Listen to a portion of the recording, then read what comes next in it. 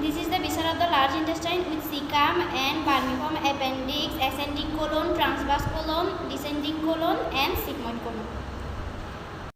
এখন আমাদের জানতে হবে কিভাবে আমরা ধরার ক্ষেত্রে আমাদের দুইটা জিনিস খুঁজতে হবে। একটা হচ্ছে ভার্মিফর্ম অ্যাপেন্ডিক্স এবং ইলিওসিক্যাল জাংশন।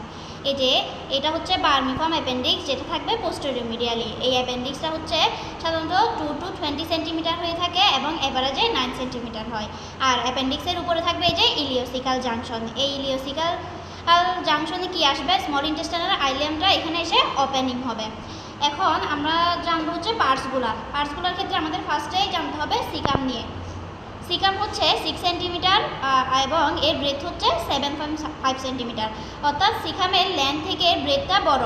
এখন টিচাররা আমাদেরকে কোয়েশ্চেন করতে পারে এরকম কিছু অর্গানের নাম বলো যেগুলোর লেন্থ হচ্ছে ব্রেথ হচ্ছে লেন্থ থেকে বড়। এরকম কিছু জিনিস মনে রাখার জন্য আমাদের মনে রাখতে হবে অ্যালফাবেট পি, অর্থাৎ pons, pituitary gland, prostate and cerebellum. এখন সিকামটা খোঁজার পর আমাদের খুঁজতে হবে রাইট কোলিক ফ্লেক্সার। এই যে এই জায়গায় রাইট কোলিক ফ্লেক্সার একটা ভাঁজের মধ্যে থাকবে।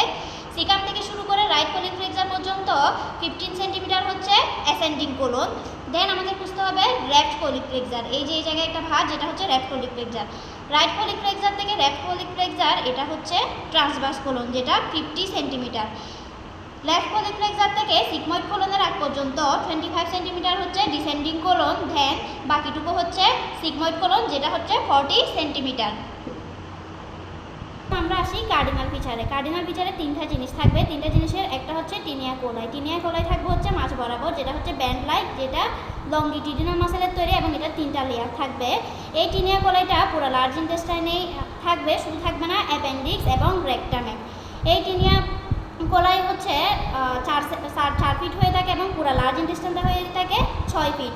এই টিনিয়া কোলাই যেহেতু 4 ফিট এবং 4 ফিটের মধ্যে 6 ফিট লার্জ ইন্টেস্টাইনকে ধারণ করে, তাই কিছু ওয়েবের মতো জিনিস সৃষ্টি হয় যেগুলোকে বলা হয় হস্টেশন বা সেকুলেশন। এই যে ভাঁজের মতো ওয়েবের মতো এগুলো হচ্ছে সেকুলেশন বা হস্টেশন।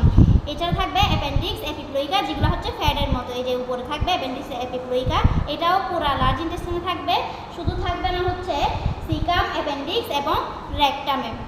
এখন আমরা কেউ যদি বলে যে স্যাররা যখন জিজ্ঞেস করবে তুমি লার্জ ইন্টেস্টাইন এবং স্মল ইন্টেস্টাইন কীভাবে ডিফারেন্সিয়েট করবে, তখন এই কার্ডিনাল ফিচারগুলো হচ্ছে লার্জ ইন্টেস্টাইনে থাকে, যেগুলো হচ্ছে স্মল ইন্টেস্টাইনে থাকবে না। টিনিয়া কোলার হচ্ছে 3 ধরনের হয়ে থাকে। 3 ধরনের মধ্যে একটা হচ্ছে টিনিয়া লিবেরা, আর একটা হচ্ছে টিনিয়া মেসোকলিকা, আর একটা হচ্ছে টিনিয়া ওমেন্টালিস।